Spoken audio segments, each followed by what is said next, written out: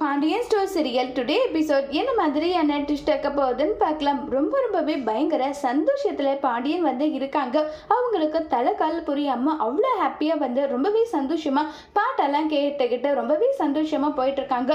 பின்னாடி செந்தில் மீனா ரெண்டு பேருமே உட்காந்துட்டு இருக்காங்க. அப்ப மீனா ராஜி கதிர் ரெண்டு பேரும் அந்த கார்ல வராங்க.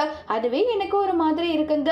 ஏன்னா அவங்க கூட இருந்திருந்தா ஜாலியா ஃபன் பண்ணிருக்கலாம் நல்லா சொல்லி பேசிட்டு, சரிங்க விடுங்க, எனக்காக ஒரு போட்டோ எடுங்க, நம்ம ரெண்டு பேரும் செல்ஃபி எடுத்துக்கலாம்னு சொல்லிட்டு ரெண்டு பேரும் செல்ஃபி எடுக்கும்போது பின்னாடி கோமதி பார்த்துட்டு, ஏண்டி மீனா அதுக்காக தான் போயிட்டு பின்னாடி உட்காந்துட்டியான்னு சொல்லிட்டு எல்லாம் கேட்டு கிண்டல் பண்ணிக்கிட்டு வராங்க.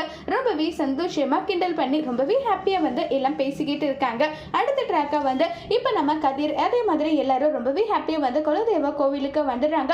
அப்ப நம்ம பாண்டியனோட சொந்தக்காரங்க இருக்காங்க.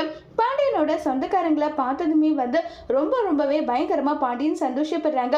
ஆமா, என்னடா இதுதான் உன்னுடைய குடும்பமா, இவ்வளவு பெரிய குடும்பமா இருக்கேன்னு சொல்றாங்க.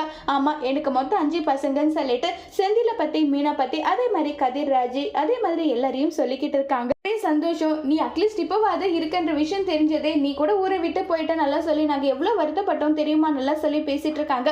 அதுக்கு போயிட்டு என்னக்கா, நாங்க தான் இப்ப வந்துட்டோம்ல, கவலைப்படாதீங்க, இத்தனை நாளா நம்ம விட்டு போன உறவை இனி நம்ம உறவை எப்படி மேம்படுத்தணுமோ அந்த மாதிரி நம்ம மேம்படுத்திக்கலாம் நல்லா சொல்லி ரொம்பவே சந்தோஷமா பேசிக்கிட்டு இருக்காங்க. நான் குலதெய்வ கோவிலுக்கு பொங்கல் வைக்கணும்னு சொல்லிட்டெல்லாம் ஆசைப்பட்டேன். இதுதான் என் குலதெய்வ கோவில் தெரிஞ்சதுக்கு அப்புறம் நான் அவ்வளவு சந்தோஷமா இருக்கேன் நல்லா சொல்லி பயங்கர ஹாப்பியா ரொம்பவே சந்தோஷத்துல இருக்காங்க. சரி வாங்க போகலன்னு சொல்லிட்டு எல்லாருமே ரொம்பவே சந்தோஷமா போயிட்டு குலதெய்வ கோவில்ல பொங்கல் வச்சிட்டு இருக்காங்க.